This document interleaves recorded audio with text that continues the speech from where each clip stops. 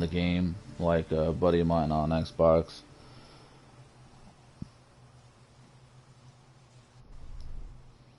Okay, one is for those that don't know, the game does start you out automatically with a free helicopter.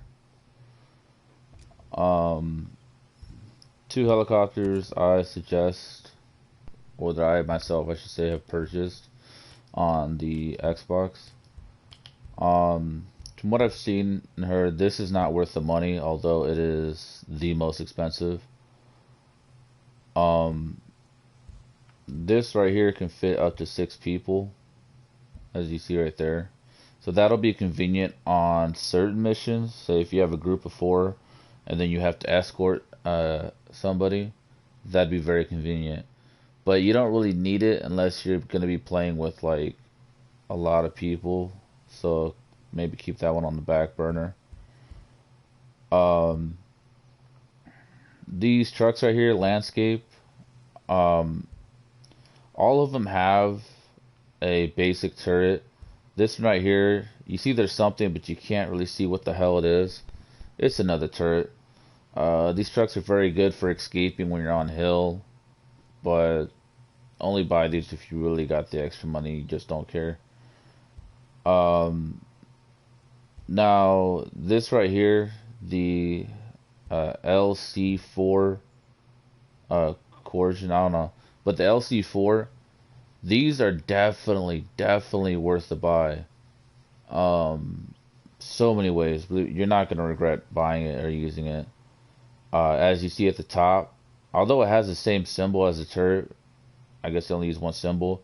If you notice, it looks like a stick or whatever. That's a cannon, like a tank, and it has off-road suspension lifted up. I just call it an off-road tank because that's basically what it is to me. It'll help with a whole lot. Um, Now, if you want the Buzzard from GTA 5, you want to get this right here, the Overseer Rockets Standard. Um, Now, the Overseer Rocket Standard 2 and Desert and Snow, they're all the same thing as far as I'm aware. Uh, but the thing is you want to make sure it says rockets. When you're buying a vehicle, if you notice, like some of them look basic, and then some of them have decals or livery, however you want to pronounce it. There's no point of buying a more expensive one for like an extra $1,200 or whatever, because when you spawn your vehicle or aircraft, it's gonna come with a random camo anyways. Um, so there's really no point of paying extra for it. Um, Sorry, I just got a message from PlayStation or on PlayStation. Uh, these helicopters right here, they're pretty good. Now, the main difference between these larger helicopters and say the Buzzard is that, and again, I keep calling it a Buzzard because it's more easier identifiable for me in previous games, aka GTA 5, is that the Overseer or Buzzard from GTA 5 is the only aircraft helicopter that you can actually lock on to targets, but it takes a little bit. You know, it takes a little bit of time, probably about 6 to 8 seconds. I haven't really timed it too much, but it takes a little bit. But it does missile lock. But you can free them very well. These bigger helicopters, um, you can't really lock, but you can carpet bomb the shit out of people. I believe this one, my friend yesterday was flying, and he was spraying and praying with the fucking helicopter, lighting everything up. Um, this is another one from GTA 5. Uh, I have it. I use it. It's pretty good, but the buzzer's obviously faster because it, less metal, so it's lighter. But a friend of mine, again, going back to what would be actual quick tips, is a friend of mine said, "Oh, well, if I go and I look for all the blueprints, and I use the blueprints, doesn't like as I rank up, don't my guns rank up? They do, and you can do that.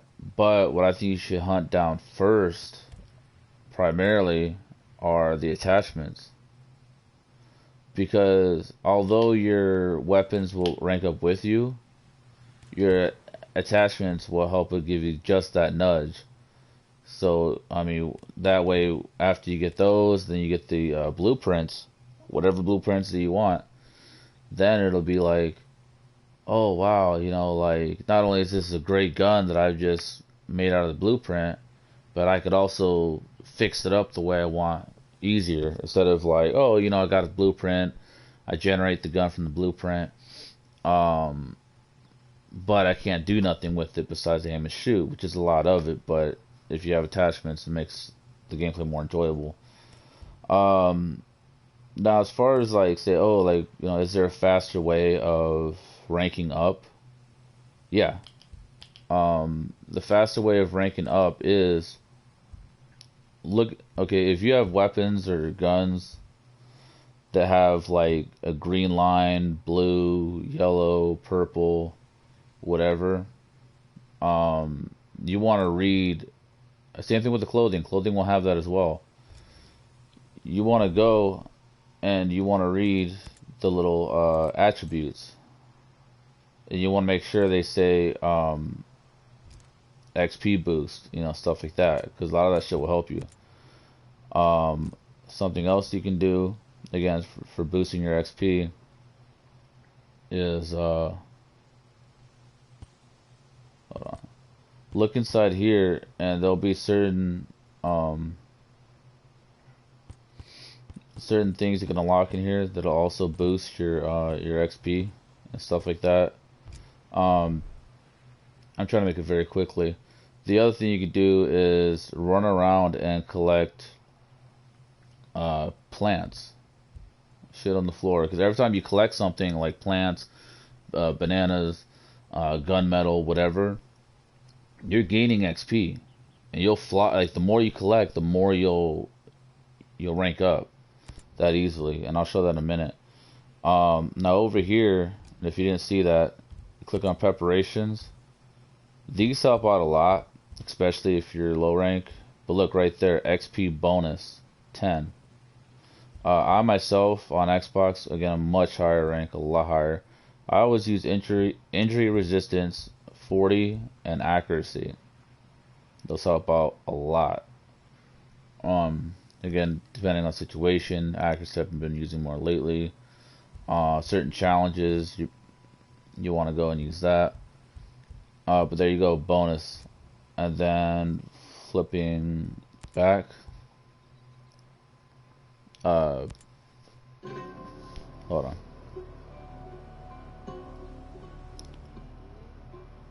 Loading. Okay, so I've already collected all the stuff here, so I can't really show you, but I'll show you in a minute. As you see, I'm about to hunt down a blueprint because the AUG is like just on every game I play, one of my top guns. The G36C, the the 416 is also got in here. Okay, see how I just picked that up, that flower, and at the top. For that one flower, I gained 22 XP. And see these little white dots? Those are all things I could pick up. Look at that XP. See how it's just stacking at the top every time I pick up something? And see, that's not even having to kill anybody or nothing. That's just collecting. Now, if you're unaware, how the heck am I seeing the white dots on there because you don't see them?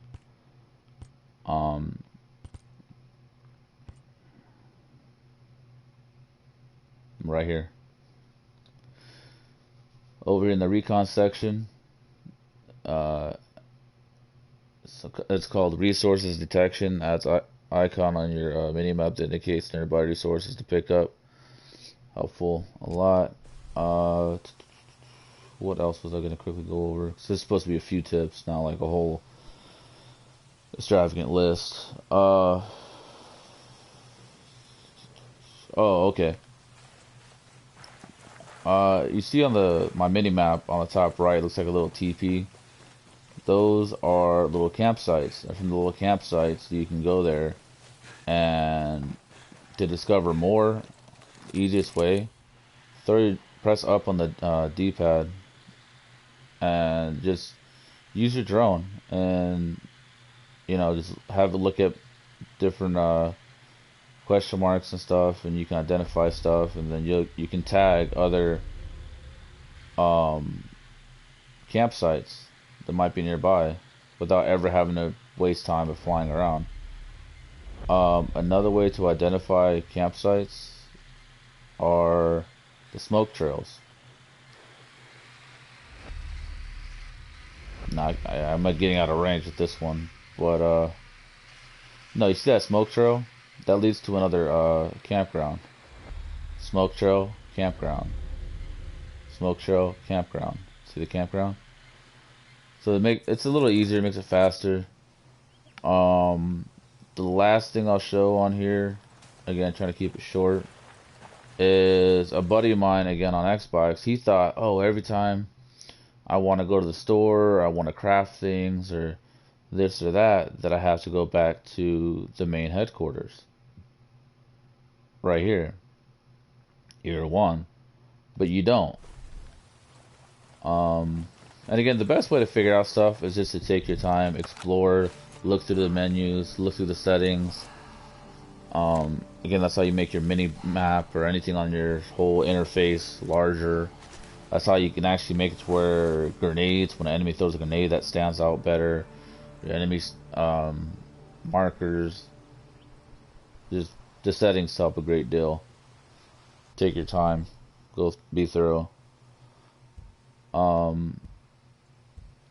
Okay, so tactics. This one right here I don't really use. See, it says select a class. So that's how you flip through whatever classes you want. I guess I can kind of go over that. But for right now,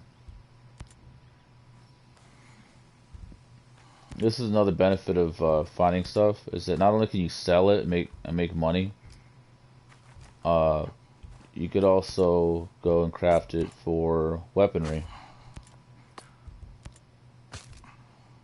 See, I just crafted one, and the store, as I was showing, this right here, anything that's in these first two tabs, tab 1, oh, I'm sorry, tab 1 and tab 2, these first two tabs, these will alternate. Once every hour. Your timer is right there for how much you have left of the hour. Everything from here all the way down will never change. So you could buy out all this stuff, but these two will alternate no matter what, every hour. If you're done breaking down stuff, again, because you need money, press R1 or RB if you're on Xbox. And then this is all your stuff. Again, it's a brand new character, so I don't have much. But you can sell your stuff through here, get more money, buy more things. Certain things, though, you got to stop and take into consideration. You might be able to use them for other stuff. So might not want to sell them or destroy them.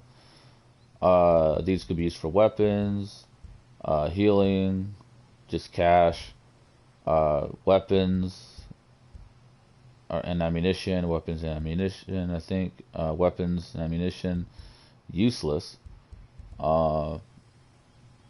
medical for crafting, and then standard. But it's all in the gameplay of what you're doing. If you feel that you've crafted enough, if you feel that you've dismembered enough, dismantled enough weapons and resources for parts for your firearm, then just collect firearms even if you don't want them, and then just collect them, and then take them over and sell them. Each gun is going to be anywhere from 100 to 450 credits.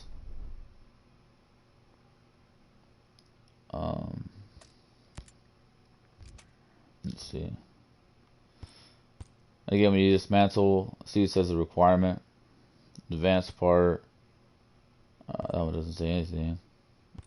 Well, I've already done these. That's why they're not filled in.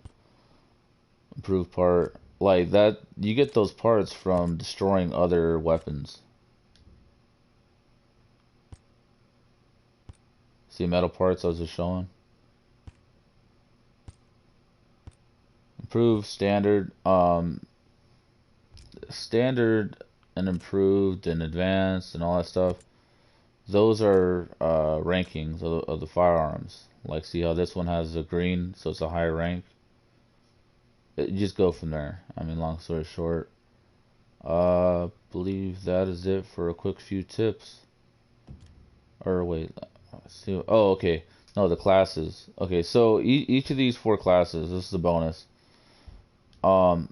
Each one, if you press square on Xbox, or I'm sorry, square on PlayStation, or X on Xbox, each class has a set of challenges. Each challenge unlocks something new, but at the end of each challenge, you get a unique rifle. And so that's another way to get, you know, different weapons, different icons, different patches, different knives, and abilities and this and that. But like I said, each one is a challenge just to get all the way down to whatever thing. Now if it's like, okay, well, how, like, where do I find these challenges, right? So what it is you pause it and then go up here and then see where it says pin. Again, depending on what console you're on, the button's going to be different for how to pin. But you pin the challenges. You decide where you want them to be. And there you go. You know where you stand every single time. I'm sorry, this is the very last of the few tips. Okay, so on PlayStation, if you pause it with the options button, you know, it launches you directly to your guns and your weapon, or your guns and your gear. That's going to affect your gameplay. Or if you press the big pad in the center of your controller on PlayStation, it goes directly to the map, and you can position your coordinates of where you want to go faster. Xbox, it's pretty much the same thing, except you don't have the big pad in the center of your controller, right? So what it is going to be on the left side of your Xbox button on your controller. On the left side of the Xbox button on your controller, you're going to press that button, and it's going to do the same thing as popping up the map on here. Alright, that's just what is that? Probably about 10 or so quick tips. Alright. Day. That's a good day.